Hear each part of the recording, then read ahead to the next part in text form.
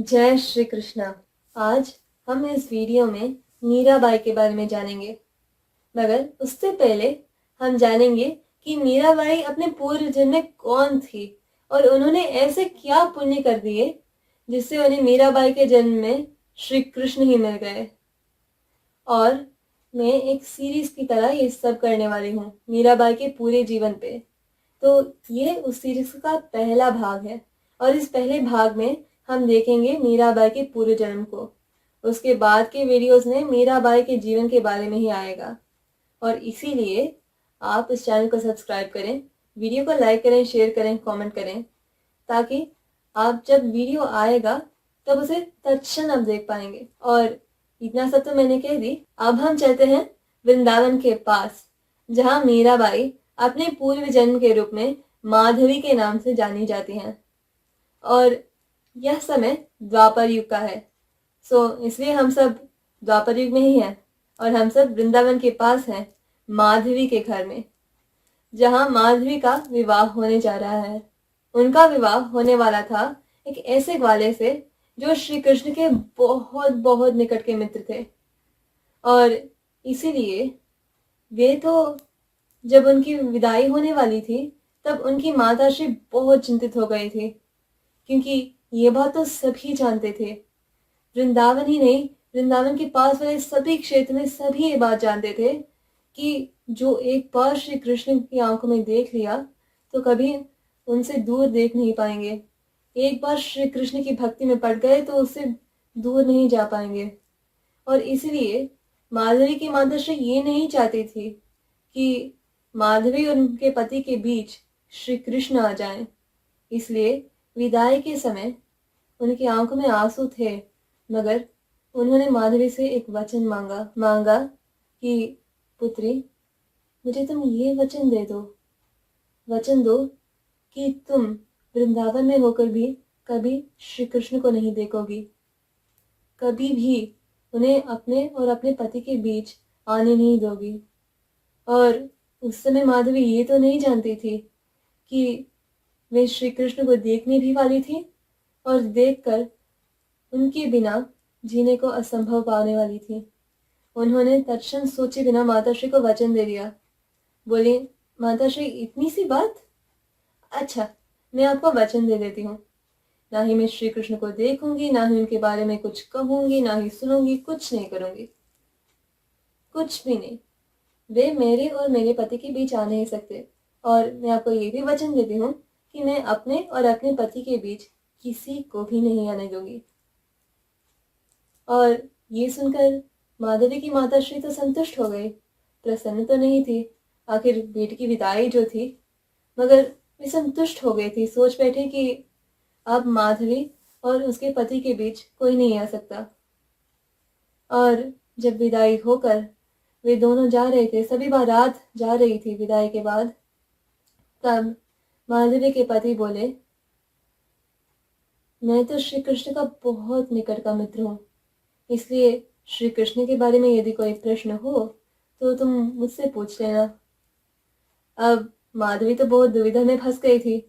वे ना ही पति से कुछ कह सकती थी कि माताश्री को ऐसा वचन दिया है, ना ही वो श्री कृष्ण के बारे में पूछ सकती थी, क्योंकि वे तो नहीं चाहती थी, क्योंकि जितना कम जानकारी था उतना अच्छा था ना। इसलिए वे कुछ मौन ही रह गई। मगर झट से सभी ने ऊपर की ओर देखा तो कई लोग, वहां भारत के कई लोग बहुत डर गए, क्योंकि अकस्मात सारे घने बादल आने लगे। पूरा आकाश में मानो जैसे किसी ने कोई काली कंबल उड़ा दी हो। सभी बहुत डर गए, इतना कि वो तो सुबह का समय था, मगर दिखने में तो आकाश रात्रि से भी अधिक घना अंधेरा आकाश में छा चुका था उस समय। और ये सब तो इंद्रदेव का प्रकोप ही था, मगर वो माधवी और उनके पति और बारात वाले सब क्या जाने। वो तो श्री कृष्ण जानते थे, मगर उन्हें छोड़कर ये क्या जाने, कौन जाने। और जब सभी डर गए तब उस पूरे बारात में एक ऐसा व्यक्ति था जो बिल्कुल शांत था, जिसके मन में लेश मात्र भी भय नहीं था। वो माधवी तो नहीं थी, माधवी तो बहुत डर गई थी, मगर माधवी के पति नहीं डरे थे, वे तो बड़े शांत थे। बोले, अच्छा माधवी, उन्हें पास में देखा देखा कि माधवी तो विदाई के दुख से पहले से ही रो रही थी, अब थोड़ी तो शांत हो गई है, बादल को देखकर बहुत डर गए। और पत्नी थी, इसलिए वे बोले, माधवी सुनो, अच्छा हम एक काम करते हैं, मैं तो इतना शांत हूं क्योंकि मुझे तो ये बात पता है माधवी, मैं तो बचपन से श्री कृष्ण के साथ हूँ, मुझे तो ये बात पता है कि मेरे मित्र हमारा बाल विवाह का होने नहीं देंगे, हम सब सुरक्षित हो जाएंगे। मगर ये भी सही है, तुम क्या जानो, इसलिए मैं तुम्हें श्री कृष्ण की कथाएं सुनाता हूँ। श्री कृष्ण के बारे में सुनोगे तब तुम्हारा मन भी बहला जाएगा और तुम्हें डर भी नहीं लगेगा, क्योंकि जब श्री कृष्ण हमारे साथ हैं तो ये बादल हमारा क्या बिगाड़ लेगी। माधवी कुछ बोल नहीं सकी, बस सिर हिलाई। और वो कर भी क्या सकती थी, नकार भी नहीं सकती थी, हाँ भी नहीं बोल सकती थी, इसलिए सिर हिलाई। पति बोलने लगे, कुछ घंटे इसी तरह बीत गए। बारिश धीरे से शुरू हो गई, सब भीगने लगे, मगर इतना घना बारिश नहीं था अब तक। और धीरे धीरे माधवी, अब वो कुछ कर नहीं सकती थी और ये तो उसकी विवशता थी, मगर फिर वो कुछ साहस करके बोली, क्या अब पूरा रास्ता उन्हीं के बारे में बात करें।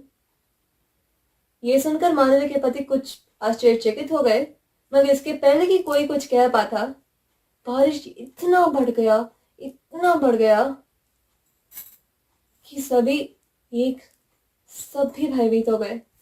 मगर उन सभी को ये भी तो पता था कि वे सब अब उस क्षेत्र के पास थे जहां उनका घर था, अर्थात श्री कृष्ण वहीं पास में थे। और वे सभी जब बारिश में भीग रहे थे तो एक क्षण ने ऊपर की ओर देखा तो उन्हें तो आंखों पे विश्वास ही नहीं हुआ, मानो एक क्षण के लिए। माधवी को तो बिल्कुल नहीं हुआ, बाकी सभी को एक क्षण लगा, मगर उन्होंने जो देखा था वो ये था कि छोटे बालक श्री कृष्ण अपनी उंगली पे पूरे गोवर्धन गिरी को उठा रहे हैं। और ये देखकर तो वे सब कुछ बोल ही नहीं पाए। बारिश ने बोलने का अवसर भी कहाँ दिया, उन्हें तो भागना था, इसलिए सभी भाग गए। भागकर उस बड़े पर्वत के छांव में सभी खड़े हो गए। वहां के पूरे नगरजन सभी इकट्ठा हो गए, क्योंकि घर बार सब कुछ तो उस बारिश में डूबने ही वाला था, इसलिए सभी प्राण बचाने के लिए पर्वत के नीचे आ गए। जो कुछ लोग कुछ बलशाली थे वे सभी श्री कृष्ण को देखे, उन्हें तो कभी श्री कृष्ण भगवान ही नहीं नजर आते थे, उन्हें तो अपने परिवार नजर आते थे, अपने परिवार के सदस्य के रूप में श्री कृष्ण को मानते थे, अपना पुत्र मानते थे, भाई मानते थे, भगवान नहीं।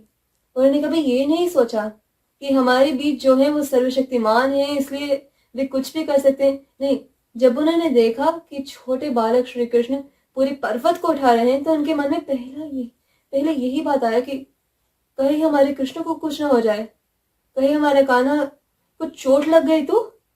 ये पूरा पर्वत है, हम तो वृक्ष भी साधारण तरह से, हम तो वृक्ष भी ऐसे उठा नहीं सकते, हम पूरा पर्वत उठाया जा रहा है, वो भी एक उंगली पर। कहीं गिर गई तो उन्हें जो भी हो जाए, मगर उनके कृष्ण को कुछ हो गया तो। इसलिए जो भी कुछ बलशाली थे, कुछ कर सकते थे, वे सभी लकड़ियां, वहां तो पूरा वन ही था, वृंदावन नाम था वहां का, इसलिए वन ही था, वन क्षेत्र था वो सारा, इसलिए कुछ लकड़ियां लाए और वे भी इस तरह सहारे की तरह पकड़ने लगे। अब वो सहारा कितना काम आया वो तो श्री कृष्ण ही जानते थे, मगर वे सभी इस तरह पकड़ रहे थे और माधवी, पूरी बारात की टोली, वो सभी वहां थे, पूरा नगर वहां था और सब शांत थे। बाहर इतना घमासान बारिश जा रहा था, मगर पर्वत के नीचे से सभी का मन इतना शांत था मानो कुछ हो ही ना रहा हो। और वे डरे भी क्यों, उनके साथ, उनके सामने, उनके रक्षक के रूप में स्वयं श्री कृष्ण जो थे। मगर उन सब में एक ऐसी व्यक्ति थी जो बहुत अशांत थी, और वो थी नववधु माधवी। वो श्री कृष्ण को देख नहीं सकती थी, मगर वो तो उनके बहुत पास भी थी, उनके मन में शांति भी था, मगर साथ में ये भी था कि अब माँ को दिया वचन कैसे। और तब हो गया, उन्हें ऊपर की ओर देखा और श्री कृष्ण से आंखें मिला ली। आंखें मिला ली तो उस छवि को मन से कभी जीवन में निकाल नहीं पाई। ऐसा सुंदर रूप, ऐसा मनमोहक मुस्कान कि एक क्षण देखी नहीं देखी, मगर उसके पहले उसके मन को श्री कृष्ण ने मोह लिया। जैसे पूरा वृंदावन को मोह लिया था, जैसे पूरे संसार को मोह लिया था, उसी तरह एक क्षण के अंदर माधवी के मन को मोह लिया। मगर माधवी तो वचनबद्ध भी थी, वे चाहकर भी और देर श्री कृष्ण को निहार नहीं पाए। और क्या करें, एक बार भगवान को देख लिया, एक बार भगवान को पा लिया, तो उसके बाद जीवन में क्या सुहाता है। भगवान को छोड़कर तो कुछ नहीं सुहाता इस जीवन में। मगर उसी समय में भगवान को पा भी नहीं सकती थी। इतनी निकट थी, इतनी निकट थी। भगवान जहाँ वास कर रहे थे वे उसी स्थान में थी, मगर फिर भी वो भगवान को चाहकर भी वचनबद्ध होने के कारण पा नहीं सकती थी। और इसी दुविधा में उनकी चेतना चली गई। वे वहीं बेहोश होकर पड़ी थी। और गोवर्धन गिरी जितनी देर तक प्रभु ने उठा के रखे उंगली पर, उतनी देर तक उनकी मूर्छा तोड़ी नहीं थी, कोई तोड़ नहीं पाए थे। वे उसी तरह वहीं मूर्छित रहे। उनके पति बहुत चिंतित थे, मगर श्री कृष्ण बस मुस्कुराए, बोले, चिंता मत करो सखा, उसे कुछ नहीं होगा। जब मैं पर्वत नीचे रख दूंगा ना, तब तुम ही देखो, वो स्वस्थ होकर उठ जाएगी, उसे कुछ नहीं होगा। तुम्हें मुझ पर तो विश्वास है ना? मैं कह रहा हूं, उसे कुछ नहीं होगा। और हुआ भी यही था। जब श्री कृष्ण ने 7 दिन और 7 रात के बाद गोवर्धन पर्वत को नीचे रखा, और उस समय भी एक अद्भुत घटना घट गई थी कि श्री कृष्ण ये बोले कि अच्छा, तुम सब ये लकड़ी जो पकड़ रहे हो ना, जो ये लकड़ी पकड़ रहे हो, तुम सब तो बाहर जाओ, कि यदि मैं यहाँ से पहले निकल गया तो तुम लोग ये भार संभाल नहीं पाओगे। तो वे लोग बोले कि मगर हम आपको छोड़ के कैसे जाएं? मतलब वे श्री कृष्ण को अपना परिवार का सदस्य अवश्य मानते थे, मगर वे तो राजकुमार भी थे वहां के, इसलिए हम आपको छोड़ के कैसे जाएं?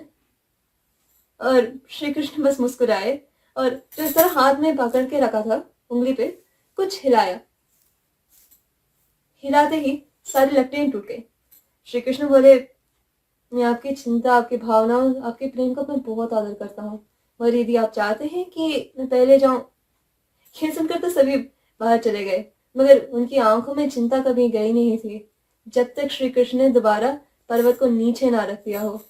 माधवी के पति ने माधवी को इस तरह उठाया और पर्वत से बरगद के छांव से बाहर लेकर आ गए। बाहर देखा तो पूरा वातावरण बिल्कुल शांत था, सन्नाटा छाया हुआ था सारी जगह पर।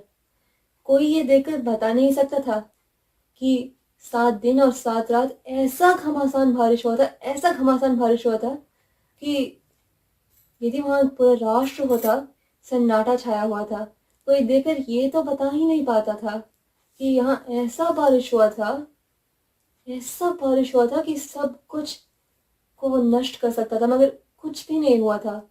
इतने बारिश के बाद भी सारे घर वैसे ही वैसे थे, सारे वृक्ष वैसे ही वैसे थे, क्योंकि जिस क्षेत्र में स्वयं श्री कृष्ण विराजमान है, जिस क्षेत्र में श्री कृष्ण की कृपा है, जो श्री कृष्ण का स्वयं अपना क्षेत्र है, उस क्षेत्र को कोई शक्ति क्या ही कर सकती है। उस शक्ति पे तो जहाँ श्री कृष्ण है, वहां बाकी सारे देवता भी तो वही हैं। सारे देवता, महादेव, सभी का वास तो वही है श्री कृष्ण के साथ। तो उस चित्र को कोई क्या भी बिगाड़ सकता है। और जैसे ही पर्वत को नीचे रख दिया, वैसे ही माधवी को पति संग बारात सभी ने घर में लेकर बिस्तर पर लिटा दिया, और वैसे ही माधवी की आंखें खुल गई। श्री कृष्ण तो वहां थे नहीं, होते भी क्यों, वे तो शारीरिक रूप में तो वे नंद भवन में थे, मगर माधवी के मन में तो वो छवि गई ही नहीं। जब आंखें मूंदती तो श्री कृष्ण को देखती, आंखें खोलती तो श्री कृष्ण को देखती, जहां देखो वहां श्री कृष्ण को देखती, और वो तो बहुत विचलित हो गई।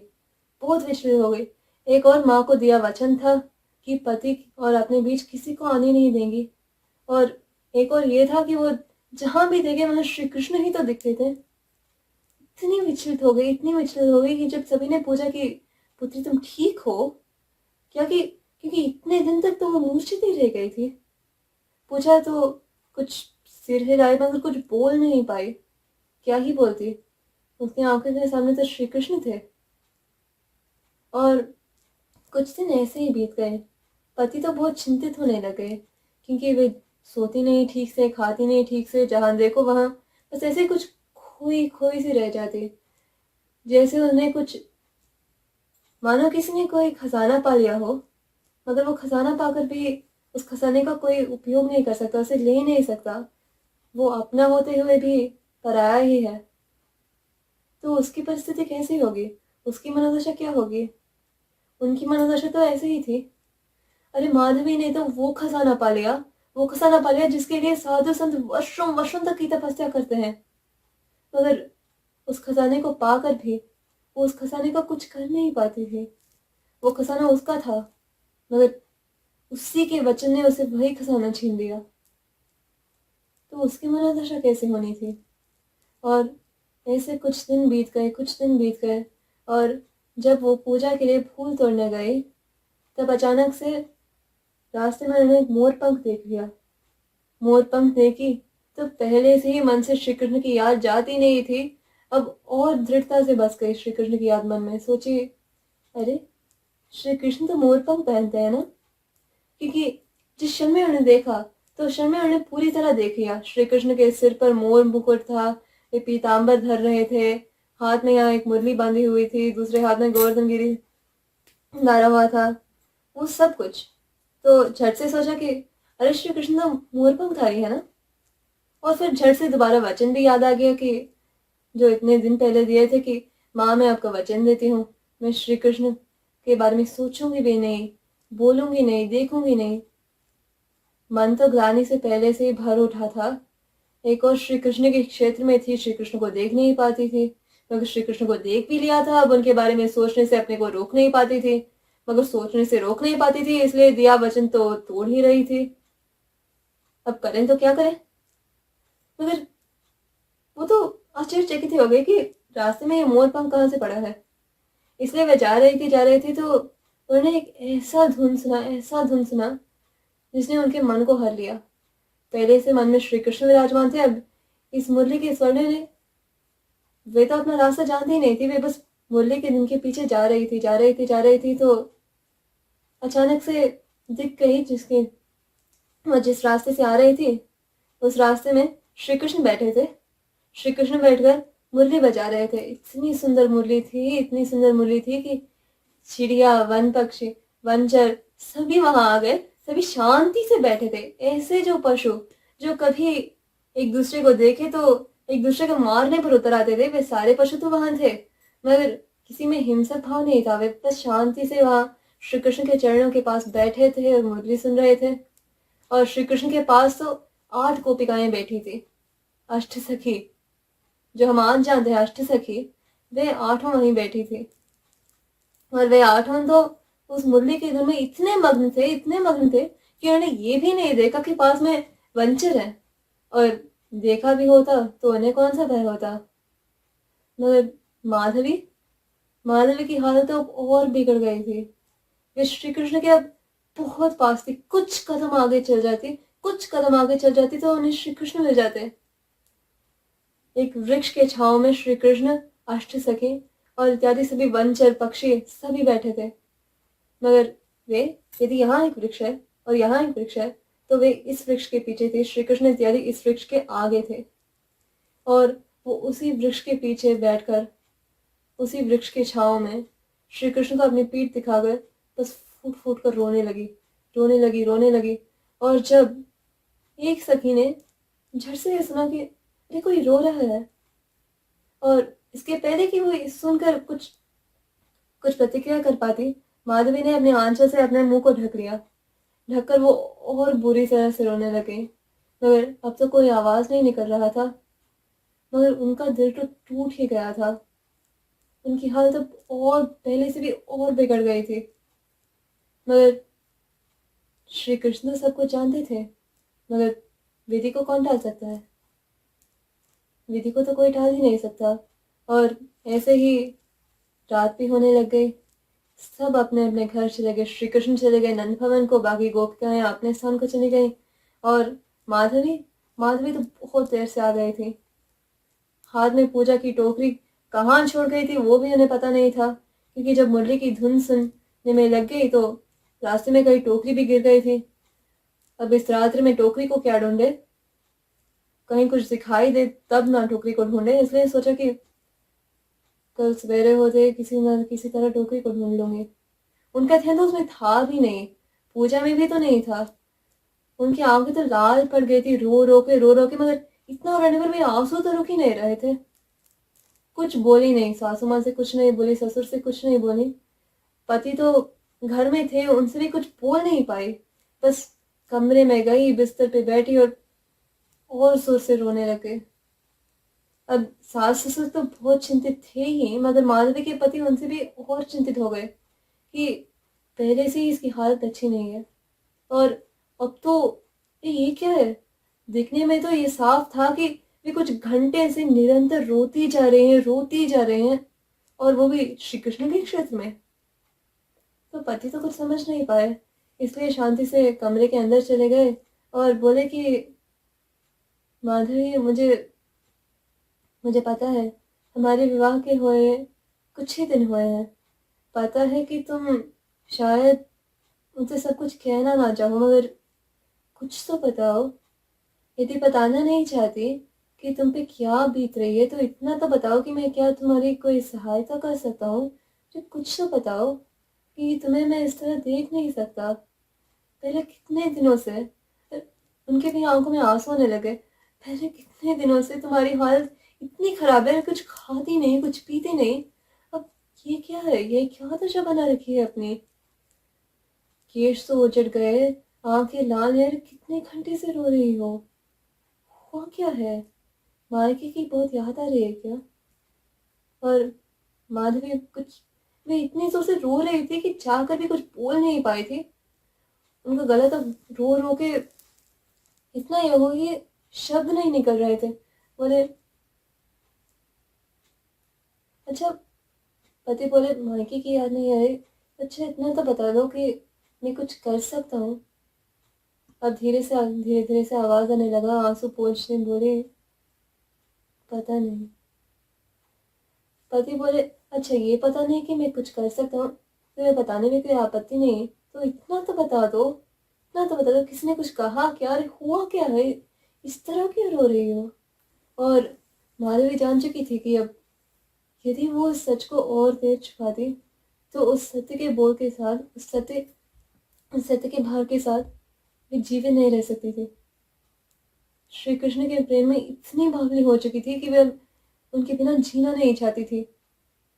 और बोली कि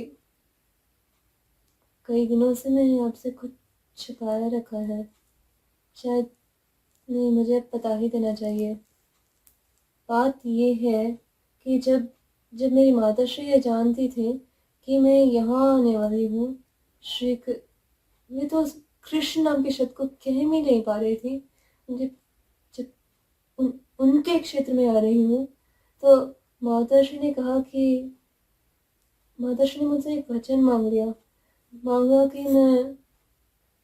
कि मैं उनके बारे में सुनूं ही ना, देखूं ही ना। वे नहीं चाहती थी कि मैं देखूं और आपके और मेरे बीच वे आ जाए। मगर जब हम यहाँ आ रहे थे, तब जब उन्होंने पूरे गोवर्धन गिरी को उंगली पे उठा लिया, तब तब एक क्षण मैंने उन्हें देख लिया। और सच कहती हूँ, जब से देखा है तब से मैं जहाँ देखूँ वहाँ मुझे श्री कृष्ण ही दिख रहे हैं। आंखें बंद करूँ तो श्री कृष्ण दिखते हैं, आंखें खोलूं तो श्री कृष्ण दिखते हैं। और मैं वचनबद्ध हूँ तो यहाँ रहकर चाहकर भी मैं उनके पास नहीं जा सकती। तो मेरी क्या दशा होनी है। मैं मैं नहीं मैं उनके बिना वो जीवित नहीं रहना चाहती, मगर मुझे ये भी पता नहीं कि मैं करूँ तो मैं क्या करूँ। और आज तो मुझे पूजा की टोकरी लेकर मैं जा रही थी तो मुझे वो मुरली की धुन सुनने लगी और मैं उसी के पीछे चली गई। मैं कुछ कदम पीछे थी उनके, और इतना निकट होकर भी मैं उन्हें देख नहीं पाई। मुझे मुझे पता नहीं कि मैं और इतना कह के वो इतना रोने लगी कि वो शब्द बाहर आए, शब्द को वो बोल ही नहीं पाए। और पति ने देखा और तुरंत गले लग गए। गले लगकर थोड़ा शांत किया माधवी को और बोले, अरे बावली, ये पहले बता दिया होता ना तो कितना अच्छा होता। अरे यदि तुम श्री कृष्ण को मिल भी लो ना तो तुम्हारा वचन कहाँ भंग होने वाला है। अरे श्री कृष्ण, श्री कृष्ण, श्री कृष्ण तो हमारे हैं, अपने हैं, मगर श्री कृष्ण तो परमात्मा भी है, वे भगवान है, वे भगवान है, श्रीमन नारायण के अवतार हैं वे। और सच कहता हूँ माधवी, यदि तुम उनके प्रेम में रंग गई ना तो वो प्रेम तो अलौकिक है, वो तो सांसारिक नाता ही नहीं है, वो तो सांसारिक नाता से परे अलौकिक परमात्मा से नाता है। अरे भगवान कहाँ हमारे बीच आने वाले हैं। बाबली पहले बता दिया होता तो तुम्हें कितने पहले बता दिया होता ना तुम्हें कि तुम श्री कृष्ण से मिल लो, उनसे उनसे बात करो, उनसे भेंट करो। अरे उनके प्रेम में अपने आप को खो दो ना तो हमारा नाता और भी दृढ़ ही होगा। हमारे नाते में कोई, वे हमारे बीच कहाँ आने वाले हैं। वे तो सबके हैं, मगर सबके होते हुए भी किसी के नहीं है। अरे वे तो भगवान है बाबली, हम तो मनुष्य हैं। और ये सुनकर मानो माधवी का मन इतना प्रफुल्लित हो गया, इतना प्रफुल्लित हो गया कि जो कुछ क्षण बाद इतनी बुरी तरह से रो रही थी कि बोल ही नहीं पाई, वे तुरंत हंसने लगी। बोली, नहीं नहीं, मैं सच में बावली ही हूँ, मुझे मुझे पहले बता देना चाहिए था। पति बोले, हाँ अब आई सही रास्ते में। अच्छा एक काम करते हैं, अब तो बहुत रात्रि हो गई है और दो बात है। एक एक तो श्री कृष्ण मेरे मित्र तो इतनी निद्रामग्न होंगे कि अब यदि बाहर आंधी भी आए तो शायद उठेंगे नहीं। और दूसरी बात ये कि यदि हम इतनी आधी रात गए ना श्री कृष्ण से मिलने को तो माता यशोदा नंद बाबू तुम्हें तो शायद छोड़ देंगे, मेरी क्या दशा करेंगे ये मैं बता नहीं सकता। इसीलिए थोड़ी देर रुकते हैं, तुम्हें कुछ माखन बनाओ, कुछ बनाओ। अरे माखन चोर है वो, सभी गोपियां जानती हैं, मगर वो किसी ना किसी तरह सबसे बचता ही जाता है। सभी जानते हैं वो माखन चोर है और उसे माखन तो बहुत प्रिय है, इसलिए कुछ माखन लो, मिष्ठान लो, कुछ लो और उसके पास हम दोनों कल सवेरे सवेरे ही चले जाएंगे। और जहाँ ये सारी तैयारी हो रही थी वहीं मथुरा से एक ऐसा संदेश आने वाला था जो वहाँ के सारे वासियों का दिल तोड़ने वाला था। और वो संदेश जहाँ ये दोनों सवेरे सवेरे जाना चाहते थे, वो संदेश उनसे पहले वहां पहुंच गया। और जब माधवी चल उठी तब उन्हें भी ये संदेश मिल गया था कि श्री कृष्ण बलराम समेत मथुरा अगले दिन ही जाने वाले थे। माधवी तो तब श्री कृष्ण से और अधिक मिलना चाहती थी, मगर श्री कृष्ण तो नंद भवन में थे, अक्रूर के साथ बातें कर रहे थे। सभी तो कि सदा सदा के लिए वृंदावन छोड़ना है, ये बताना है कि श्री कृष्ण देवकी और वसुदेव के अष्टम पुत्र हैं, ये सब कुछ था। इसलिए नंद भवन में तो वार्तालाप इतना चल रहा था और सभी इतने चिंतित थे कि कोई नंद भवन में जा नहीं सकता था। जाना चाहे तो माता यशोदा और नंद बाबा कहाँ जाने देते। यहाँ तो ये सब चर्चा चल रही थी। श्री कृष्ण तब तक नंद बाबा और यशोदा मैया के पुत्र के रूप में, वहां के राजकुमार के रूप में पले। वे तो पूरे मथुरा के राजकुमार थे। और इसीलिए माधवी और उनके पति ने ये निर्णय लिया कि अगले दिन सवेरे हम जा सकते हैं तो चले जाएंगे, इसके पहले कि श्री कृष्ण मथुरा को जाए हम उनसे मिल लेंगे। मगर माधवी तो अब उनका हौसला आ गया था, क्योंकि वे जानती थी कि वे श्री कृष्ण से मिल सकती थी, सब कर सकती थी। तो पति वहां कोने में बैठकर फूट फूट कर रोने लगे। बोले, श्री कृष्ण जा रहे हैं, श्री कृष्ण जा रहे हैं, श्री कृष्ण जा रहे हैं। माधवी बोली, अरे आपने ये तो बताया था ना कि वे भगवान हैं। भगवान भला अपने भक्तों को छोड़कर कभी जा सकते हैं क्या? इसलिए आप चिंता मत कीजिए। अरे मुझे हौसला तो आप ही ने दिया था, अब आप इस तरह रो रहे हैं। पति बोले, तब मैंने तुम्हें हौसला दिया था क्योंकि देने के लिए मेरे पास भी हौसला था। अब मेरा हौसला का प्रतीक मेरा कन्हैया लेने से मुझे छोड़कर जा रहा है। अरे मुझे क्या, वो तो हम सबको छोड़कर जा रहा है। इतना भी नहीं सोच रहा कि इतने वर्षों से हमारे साथ है। अरे वो हमारे बिना किसी न किस तरह जी भी लेगा शायद। ये पूरे मथुरा का राजकुमार है। अरे हम तो उसके बिना कैसे जीवित रहेंगे। माधवी बोली, आप इस तरह मत सोचिए। भगवान अपने भक्तों को छोड़कर जा भी नहीं सकता था, जा भी नहीं सकते। वे हमें छोड़कर कभी जाएंगे नहीं। वे सदा सदा के लिए वृंदावन के ही हैं। वे ब्रज की बिहारी है, ब्रज की बिहारी रहेंगे भी। मगर इतना सुनकर भी पति को कुछ होश नहीं आया तो माधवी बोली, अरे सत्य कहती हूँ, यदि वे चले भी जाए ना, यदि भगवान अपने भक्तों को अकेला छोड़कर चले भी जाए ना, तो अरे तो आपके पास ये सारी स्मृतियां हैं जो आपने बचपना से उनके साथ बनाया है ना। आप तो उनके मित्र हैं। जब बारात की टोली वहां तक आ रही थी तो घंटे घंटे तक आप उनकी कहानियां सुना रहे थे मुझे। आप तो उनके मित्र हैं, आपके पास वे स्मृतियां हैं। अरे आप सभी उन स्मृतियों के सहारे किसी ना किसी तरह जी भी लेंगे। मैं क्या करूं? मेरे पास तो कोई ऐसी स्मृति भी नहीं जो मैं उनके जिससे मैं उनको याद रखूं। मेरे पास तो बस मन में वो छवि है जो उस क्षण से बसी है, जिस क्षण से मैंने उन्हें देखा था। और उसके बाद तो मैंने कभी उन्हें ठीक से देखा भी नहीं, और उस समय भी तो मैंने उन्हें ठीक से कभी देखा भी नहीं। मैं क्या करूं?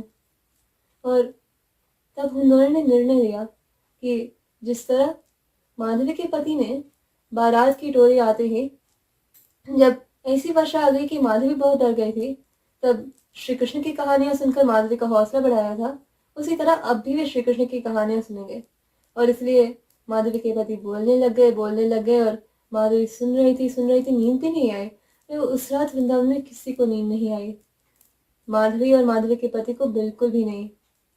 इसलिए सब बोल रहे थे और ऐसा ही रात बदल गया, रात सवेरा बन गया।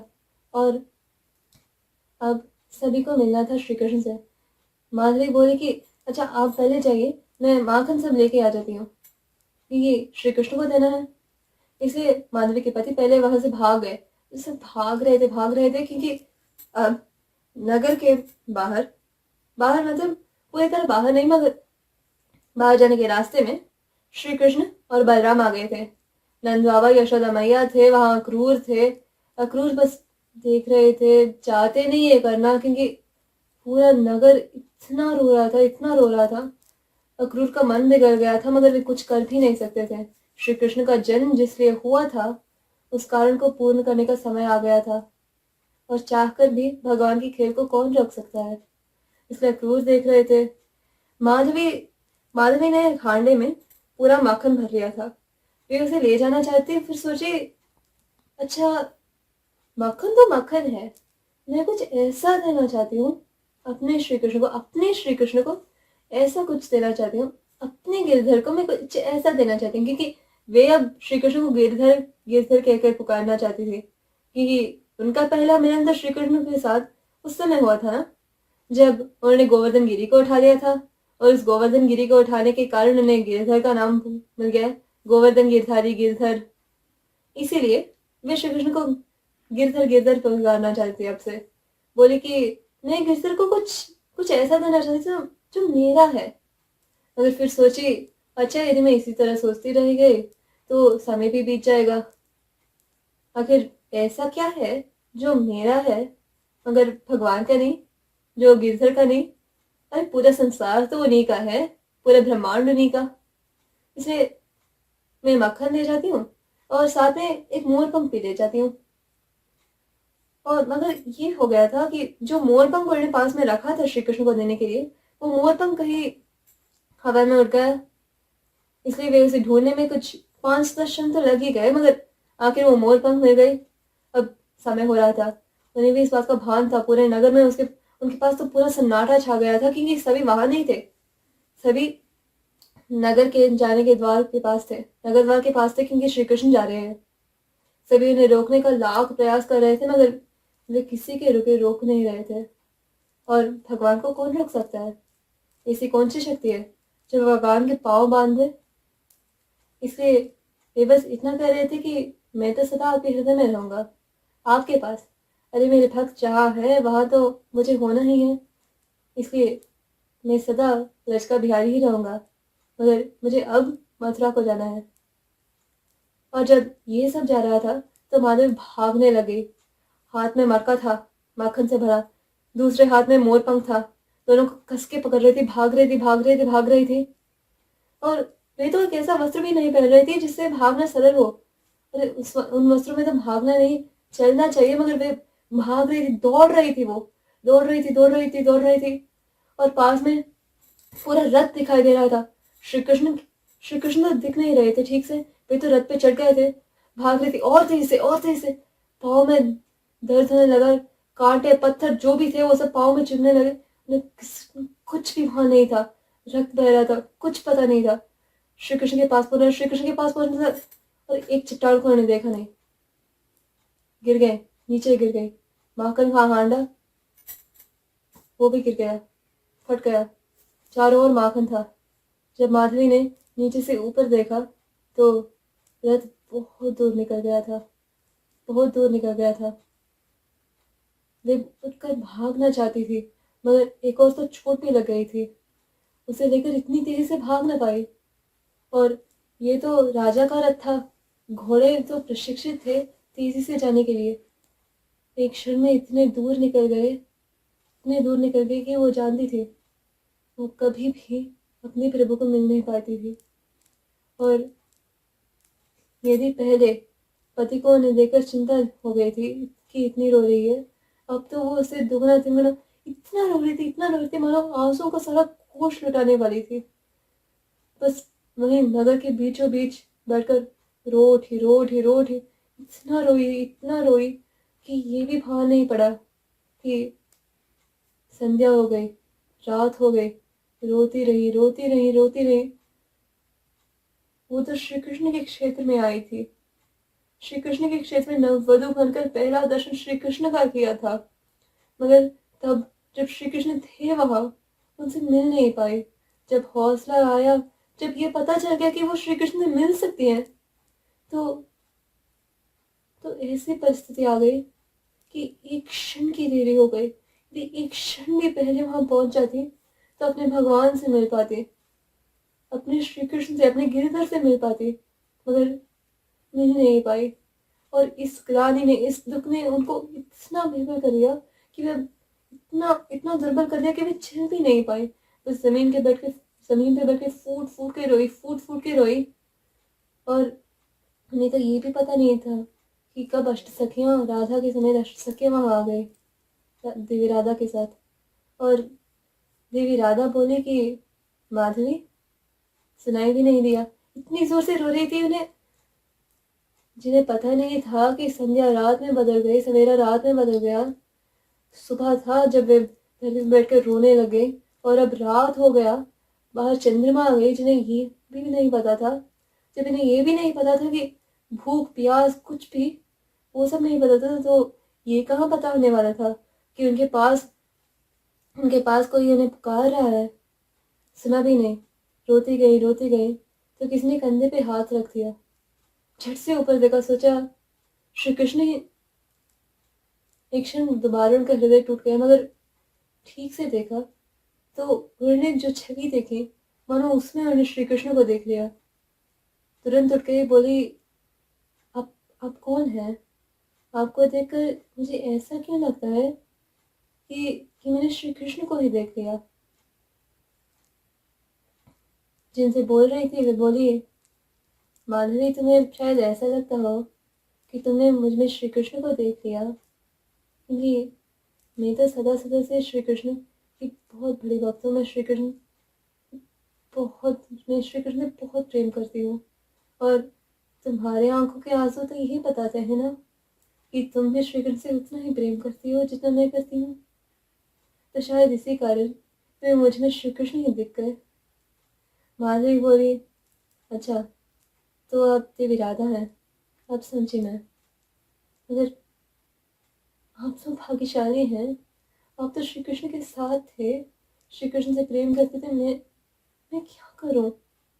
अरे मेरी व्यथा कोई सुने तो नहीं मुझ पे दया आए, या मैं मेरी मूर्खता जानकर मुझ पे इतना हंसे, इतना कहे कि शायद शायद मैं इसी की अधिकारी हूँ कि जब प्रभु मेरे पास थे तो मैंने उन्हें दूर रखा, और जिन्होंने प्रभु को ही दूर रखा उसे ये अधिकार कहाँ से आ गया कि जब वो चाहे तो वो प्रभु से मिले?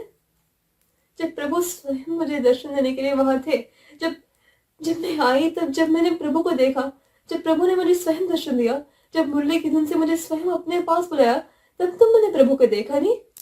तो मुझे अब ये अधिकार किसने दे दिया कि जब मैं चाहूं तो प्रभु मेरे लिए रुके, है ना? यदि मेरी व्यथा कोई सुनेगा ना तो वो तो मुझे धिक्कारेगा ही, और एक एक कर वो दुख के मारे अब रो के आंसू तो रिक्त ही हो गए, मानो हंसने लगी दुख के मारे, अपने ऊपर, अपनी विवशता पर हंसी भी आने लग गई दुख के मारे। देवी राधा बोली, नहीं, तुमने वचन दिया, मगर मैं तुम्हें एक बात बताती हूँ,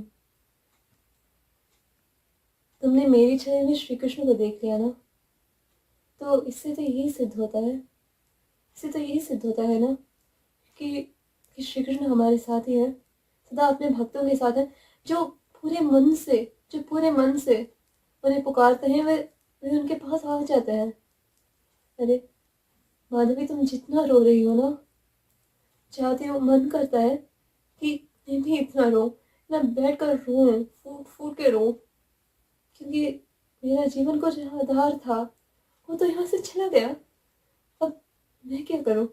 मगर माधवी, मैं रोऊंगी नहीं, मैं रोऊंगी नहीं, क्योंकि मेरे सभी ने मेरा रोना देख लिया, मेरी आंखों में आंसू देख लिए, तो उनका भी हौसला निकल जाएगा। और माधवी, तुम्हारे प्रेम को देखकर मैं तुम्हें एक वचन दे रही हूँ, तुम जिन्हें खोज रहे हो ना, वे तुम्हें मिल ही जाएंगे माधवी। ये जो राधा का श्री कृष्ण है, वो तुम उन्हीं से प्रेम करती हो, इसलिए वे तुम्हारे भी हैं, वे तो सबके हैं माधवी। यहाँ के हर एक कण कण में उन्हीं का वास है, यहाँ का हर एक गाय, यहाँ का हर एक पत्ता उन्हीं का अपना है, पर सबके होते हुए भी वे किसी के नहीं है। ऐसा कोई नहीं था हमने जो उन्हें रोक पाया था। मैंने तो उन्हें लाख कहा था, लाख समझाया था, पर भगवान की लीला भगवान ही जाने ना माधवी। इसलिए मैं तुम्हें वचन देती हूँ, तुमने मुझ में श्री कृष्ण को देखा ना, तो ये तुम श्री कृष्ण का ही वचन मान लो कि ये भगवान अपने भक्तों की बात सदा रखते हैं, अपने भक्तों की मान को सदा बचाते हैं। इसलिए तुम्हें श्री कृष्ण का ही वचन जानना माधवी कि तुम्हें श्री कृष्ण मिल जाएंगे। और इतना सुनकर माधवी का हौसला दोबारा लौट आ गया, और जब हौसला लौटा गया तो उन्हें आंसू पोंछ दिए, प्रणाम करके वहां से चली गई। और उसके पश्चात उनके दिन रात तो गिरधर की सेवा में बीतने लगी। दिन रात श्री कृष्ण की एक सुंदर मूर्ति थी घर में, मतलब ये तो वृंदावन था ही, और सभी श्री कृष्ण के विरह के दुख में थे, मगर श्री कृष्ण को अपना परिवार का हिस्सा मानते हुए भी वे श्री कृष्ण को भगवान के रूप में भी कुछ हद तक जानते थे, जिस हद तक प्रभु उन्हें ज्ञान देना चाहते थे कि वे भगवान थे। इसलिए एक विग्रह था श्री कृष्ण का, एक मूर्ति थी, उस मूर्ति की पूजा में लग गई थी, और जहां जाती वहां उस मूर्ति को अपने पास रखती। तो एक दिन ऐसे ही कुछ वर्ष बीत गए तो एक गोपिका बोली माधवी से कि अच्छा, एक प्रश्न है, उत्तर दोगी?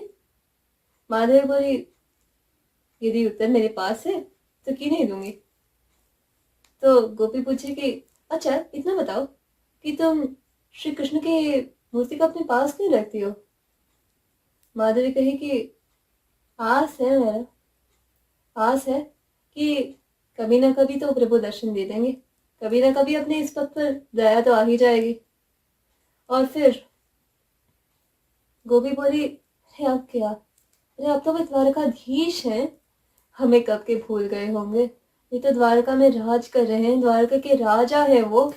अरे उनकी पटरानी है देवी रुक्मिणी, उनकी पटरानी है, उनके तो देवी सत्यभामा, जामवती इत्यादि सभी हैं उनके पास, हमारी याद कहाँ से आने वाली है। माधवी बस इतना बोली कि एक तो भगवान अपने भक्तों को भूलते नहीं, और दूसरा जब भगवान यहाँ थे तो मैंने उन्हें दूर रखने की भूल कर ली। अब मैं जीवन में दोबारा कभी वो भूल नहीं करना चाहती। क्या पता भगवान आ जाए और मैंने उन्हें दोबारा दूर रखने का भूल कर लिया तो। एक बार गलती करने पर मैं अपने आप को क्षमा नहीं कर पा रही हूँ, दूसरी बार कर दी तो उस प्राणी के साथ जीवित नहीं रह पाऊंगी। सभी कोशिकाएं आपस में बोलने लगी माधवी के साथ में। तभी दौड़ते हुए एक संदेशवाहक आया। संदेशवाहक आता तो वो गोप बालक ही था, मगर एक संदेश लेकर आया था। बोला, अरे जल्दी चलो जल्दी चलो, अरे सभी यहाँ भी तो क्यों खड़े हो? सभी बोले, कुछ तो बताओ, कुछ बताओगे तब पता चलेगा ना कि हमें जल्दी जाना है, किसके लिए जाना है। वो बोला, अरे प्रभु का न्योता है, प्रभु का संदेश है। प्रभु बलराम इत्यादि सभी के साथ कुरुक्षेत्र जा रहे हैं और जाते जाते हमें रास्ते में मिलेंगे। चलो, हमें हमें समय नहीं है, हमें अभी यहाँ से जाना है। जी सब भागने लगे, सब भागने लगे। माँ यशोदा और बाबा नंद को तो ये संदेश पहले से मिल गया था। वे पहले से बहुत दूर तक निकल गए थे और उनके पीछे जो थे वे सभी निकल गए थे। सारे गोपिकाएं माधवी के संग सभी भागने लगे, सभी भागने लगे और भागते भागते भागते उस स्थान पर पहुंच गए जहां उन्हें प्रभु से मुलाकात करनी थी। मगर वहां जाने पर उन्हें कुछ समय लग गया सांस पकड़ने को। वहां से यहाँ तक भागते हुए सभी आ रहे थे तो सांस पकड़ लिया। पास में एक तालाब था जिससे उन्होंने पानी पी लिया और आज हम उस तालाब को गोपी तालाब के नाम से भी जानते हैं। मगर प्यास बुझा के देखा तो उन्होंने कुछ पलों की देरी कर दी। प्रभु पहले से ही कुरुक्षेत्र की ओर निकल पड़े थे। सभी इस सोच में थे कि कुरुक्षेत्र के लिए तो निकल गए और शायद से पहले द्वारका से इस तरह जाएंगे, मतलब यहाँ से द्वारका जाकर फिर कुरुक्षेत्र की ओर आएंगे। और ये उपाय माधवी ने सुझाया था क्योंकि देवी राधा का दिया हुआ हौसला अभी तक उनके साथ था। इसलिए सोचे कि अच्छा चलते हैं हम सभी गए द्वारिका के महल में। द्वारपालकों ने उन्हें देखा, मगर उन्हें तो अंतर्महल से ये संदेशा आ गया था कि श्री कृष्ण के कुछ अपने, श्री कृष्ण के परिवार वाले मानो वे सभी यहाँ आने वाले हैं, इसलिए उन्हें रोकने का तुम्हें कोई अधिकार नहीं। द्वारपाल सभी को देखकर ये तो समझ गए कि अवश्य जिस परिवार का उल्लेख अंतर्महल से आया था, देवी रुक्मिणी ने जो कहा था कि श्री कृष्ण के परिवार आने वाले, ये अवश्य उसी परिवार के सदस्य हैं। क्योंकि वे सभी तो यही कह रहे थे कि हमें अपने कन्हैया से मिलना है, अपने कृष्ण से मिलना है। महाराज ने अपने कृष्ण, अपने कन्हैया, अपने कान्हा। इसलिए जाने दिया अंदर सभी को। सभी अंदर गए तो देवी रुक्मिणी बैठी थी, जाम्बवती देवी बैठी थी, देवी सत्यभामा बैठी थी, सभी बैठे थे, सब महारानियां। और ये सभी अंदर गए तो सभी को प्रणाम किया। वे तो आश्चर्यचकित थे क्योंकि एक तो देवी रुक्मिणी इतनी सुंदर थी कि उनके सौंदर्य के समान कोई उस युग में था ही नहीं जो उनकी तुलना में भी आ सके। तो एक क्षण के लिए वे उससे चकित रह गए, मगर फिर पूछे कि महारानी, हम यहाँ श्री कृष्ण के दर्शन के लिए आए हैं। और बोलने वाले तो माधवी थी। बोली कि महारानी, हम श्री कृष्ण के दर्शन के लिए आए हैं, मगर आप सभी को देखकर हमारा जन्म धन्य हो गया। हमारे श्री कृष्ण कहाँ है? इतना तो बता दीजिए, इनसे मिलवा दीजिए, आपकी बहुत कृपा होगी। और देवी रुक्मिणी का जो चेहरा, जो सम चंद्रमा और सूर्य के प्रकाश से भी और उज्जवल था, उस पर मानो दुख की एक छाया लग गई थी। बोली कि है, माफ कर दीजिए, मैं ये तो पता था कि श्री कृष्ण के अपने आ रहे हैं, इसलिए हमने द्वारपाल से कह दिया कि आपको अंदर भेज दें। मगर स्वामी तो कुछ पल पहले यहाँ से निकल गए। वे यहाँ आए तो थे, पर कुछ ही पल पहले चल गया। आपने कुछ क्षणों की देरी कर दी। और जब इतने बार, ये तो तीसरा बार था माधवी के लिए, 3 बार यही घटना घट गया, तो उनका साहस टूट गया। और इस टूटे साहस को कोई वापस नहीं ला पाया। उनका दिल टूट गया, मानो उन्होंने यही समझ लिया कि उनके किए उस अपराध का दंड प्रभु ने अब तक तेरे में उन्हें कभी क्षमा नहीं करेंगे। और वे तो महारानियों के सामने थी, कुछ नहीं बोली, उन्हें पीठ दिखाकर वहां से भाग गए। देवी रुक्मिणी क्यों बुरा मानती है? वे तो महालक्ष्मी थी, जगत जननी थी। वे माधवी का दुख समझ चुकी थी, इसलिए वे शांत थी। बाकी सभी, उनका दिल टूट ही गया था, मगर वे सभी इतने तो संभाल पाए अपने आप को कि प्रणाम किया और वहाँ से चले गए। माधवी के विवाह के लिए क्षमा मांगकर वहाँ से चले गए और माधवी वापस उसी स्थान पर आ गई जहाँ उन सभी को श्री कृष्ण से मिलना था, उसी गोपी तालाब के पास आ गई और बस ऊपर की ओर देखा। बोली कि भगवान, मुझे पता है कि मैंने आपको दूर रखा, पता है, मगर मैंने तो वो सब अपनी माँ के दिए हुए वचन के लिए किया था। मैंने तो वो सब उसी लिए किया था। अरे मैं तो आपसे मिलना चाहती थी, इतने इतने दिन वहां थी आपके पास, आपके ही क्षेत्र में। आप तो अंतर्यामी हैं, आप तो जानते हैं कि आप आपसे मिलने के लिए मेरा दिल कितना व्याकुल था, मैं कितनी तरस रही थी। आप तो जानते हैं ना, एक वचन के लिए अनजाने में किए गए भूल का आप इतना बड़ा दंड देंगे। अब तो क्षमा कर दीजिए, अब तो दर्शन दीजिए मुझे। पता है, मगर इस एक भूल का दंड क्या मुझे अनाधिकाल तक भुगतना होगा? क्या मैंने सदा सदा कर ये अधिकार भी खो दिया कि मैं अपने भगवान को देख सकूं? अपने भगवान के साथ थी मैं, और तब उन्हें देख नहीं पाई। अगर आप तो दीन दयाल है ना, भक्त वत्सल है ना, आपको तो ये बनता है ना कि यदि कोई दुखी हो, यदि आपको कोई भक्त आपको पुकार रहा हो तो आप आ जाए। तो आज मुझसे और बुरी हालत किसकी होगी? 3 बार भगवान, 3 बार, और हर एक बार कुछ ही पलों का देर था। मेरे भाग्य में ऐसा क्या खोट दिया विधाता ने कि हर बार मैं आपसे, आपके मिलन से दूर ही रह गई, आपके दर्शन से वंचित रह गई मैं। अरे अब तो दर्शन दीजिए प्रभु, अब तो दर्शन दीजिए, या मुझे प्रायश्चित का कोई ऐसा उपाय बता दीजिए कि मैं आपके दर्शन पा सकूं, कि मेरा जीवन का आधार निकल गया है। अब तो मुझे सहारा दीजिए, आपको छोड़कर तो मेरा कोई सहारा नहीं। अब तो सहारा कीजिए भगवान। और झट से एक आकाशवाणी आ गई, और उस आकाशवाणी के साथ साथ केवल और केवल माधवी को श्री कृष्ण तो नहीं दिखाई दी, मगर श्री कृष्ण की एक परछाई जैसी दिख गई। आकाशवाणी बोली कि माधवी, तुम जो चाहती हो ना, तुम जो मेरे दर्शन चाहती हो, अरे तुम तो हरि दरस दीवानी हो, मगर तुम तो दर्शन से भी कई कई और मधुर फल पाने के अधिकारी हो। जो तुमने हमारी तपस्या की, जो तुमने तन मन से हमें, अपने आप को हमारे लिए समर्पित कर दिया, हर क्षण हमारी याद में डूबी रही। अरे तुम जब आई, पहली बार आई, उसके पश्चात तुमने जब हमें देखा, उसके बाद तुम हमारे बारे में सोचना नहीं चाहती थी, मगर उसी सोच के कारण तुम हमारे बारे में सोचती रह गई ना। इतने वर्षों तक एक पल के लिए भी हमारी याद को अपने मन से दूर नहीं जाने दिया, और उस तपस्या के कारण तो तुम इतने पुण्य के अधिकारी हो, कि तुम जो मांग रहे हो ना, हमारे दर्शन उस पुण्य के फल के लिए कम ही पड़ जाएंगे। तुम तो उससे और अधिक के अधिकारी हो। मगर एक बात है, हम तुम्हें दर्शन अवश्य दे सकते हैं माधवी, मगर हम ये चाहते हैं कि तुम्हारी भक्ति, तुम्हारा ये विश्वास अपने प्रभु के प्रति, तुम्हारा ये आस्था, ये विश्वास कि हम अवश्य आएंगे। हम चाहते हैं कि ये कलयुग के समय में सभी को एक ऐसा प्रेम का एक ऐसा दीपक तुम जलाओ जिसकी लौ से पूरा कलयुग जगमगा उठे।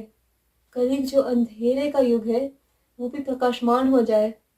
इसलिए माधवी, हम तुम्हें वचन देते हैं, हम तुम्हें ये वचन देते हैं कि तुम्हारे अगले जन्म में हम तुम्हें दर्शन अवश्य देंगे, और तुम उस अगले जन्म के पश्चात तुम्हारा कोई और जन्म होगा ही नहीं, क्योंकि तुम सदा सदा के लिए हमारे पास रहोगे, हमारे सानिध्य में रहोगे, हमारे संग। और माधवी, ये हमारा तुम्हें वचन है, और इस जन्म में नहीं माधवी, अगले जन्म में।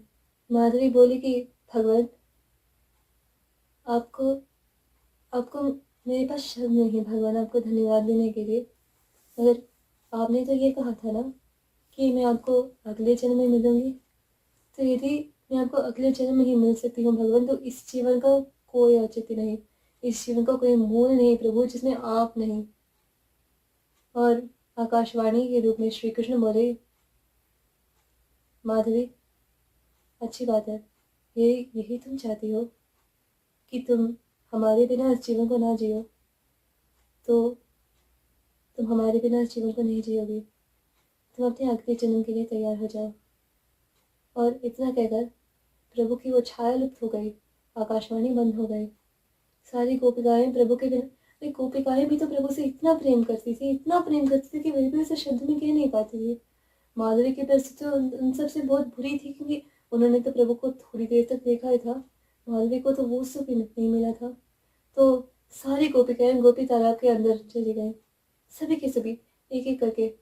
उनके मन में एक ही विचार था, उनके जीवा पर केवल एक ही नाम था कि कृष्ण कृष्ण कृष्ण कृष्ण कृष्ण। इतना कहकर सभी ने गोपी तालाब में अपना प्राण त्याग दिया। और एक ऐसा, और माधवी तो अकेली पड़ गई थी, मगर उनके हाथों में उनके गिरधर गोपाल थे, इसलिए वो कभी अपने आप को अकेले महसूस नहीं कर पाती थी।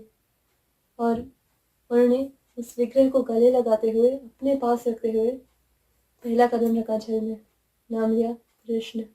दूसरा कदम लिया गिरधर गिरधर गिरधर गिरधर गिरधर गोपाल गिरधर गोपाल गिरधर गोपाल गिरधर गोपाल। और इतना कहकर जल में मग्न होकर उनका माधविक या जीवन यहीं समाप्त हो गया। और इतना कहकर मेरी भी तो कथा यहीं समाप्त हो गई, क्योंकि हमें तो द्वापर युग से बहुत दूर जाना है, मगर अभी तो हम इतनी लंबी यात्रा कर चुके हैं। अरे हम द्वापर युग में वृंदावन के पास वाले गांव से वृंदावन में जाकर उसके पास कुरुक्षेत्र के पास आकर इतना सब कुछ कर चुके हैं ना, इसलिए बाकी की कहानी अगले वीडियो में देखेंगे। और हाँ, जैसे मैंने पहले कहा था, यदि आपको अगले वीडियो के बारे में तुरंत जानकारी मिलनी है तो चैनल को सब्सक्राइब करें, नोटिफिकेशन टर्न ऑन कीजिए और लाइक कीजिए, कमेंट कीजिए, शेयर कीजिए, यदि आप चाहते हैं कि सभी को इस कहानी के बारे में पता चले। क्योंकि यदि यही रोचक था तो इसके बाद जो आएगा वो तो और चकमा देने वाला होगा। और इससे मैं भी विदा लेती हूँ आप सबसे। जय श्री कृष्ण कन्हैया की, जय गिरधर गोपाल की।